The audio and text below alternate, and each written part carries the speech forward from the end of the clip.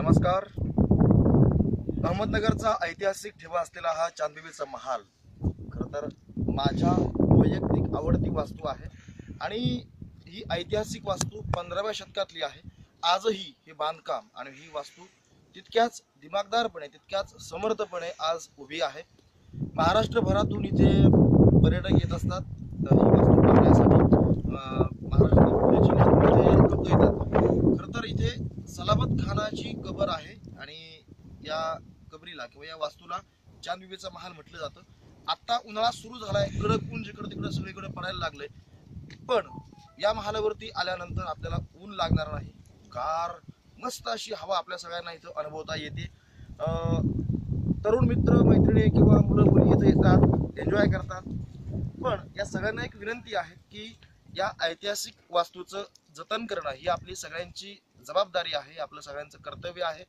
इथल्या या दगडी बांधकामावर येतात, जुन्यानं काहीतरी अक्षर काढतात, आय लव्ह यू म्हणतात, प्रेम व्यक्त करण्याची ही जागा नाहीये। ही एक मी सगळ्या या तरुणांना सांगतो, कारण ही वास्तू 15व्या शतकापासून आजही तितक्याच दिमागदारपणे उभी आहे, तर तिची काळजी घेणं हे आपलं सगळ्यांचं कर्तव्य आहे। त्यामुळं तरुण मित्रांनो मैत्रिणींनो आपलं प्रेम व्यक्त करायला किंवा तिचं किंवा त्याचं नाव लिहायला या दगडी भिंतींचा वापर कृपया करू नका। आणि येणाऱ्या पर्यटकांना आपल्या अहमदनगरचा एक समृद्ध असा इतिहास इथे पाहता येतोय। अहमदनगरचं नाव विकासाच्या दृष्टीने जरी नसलं तरी पण ऐतिहासिक जिल्हा म्हणून आपल्या नगर जिल्ह्याला ओळखलं जातं।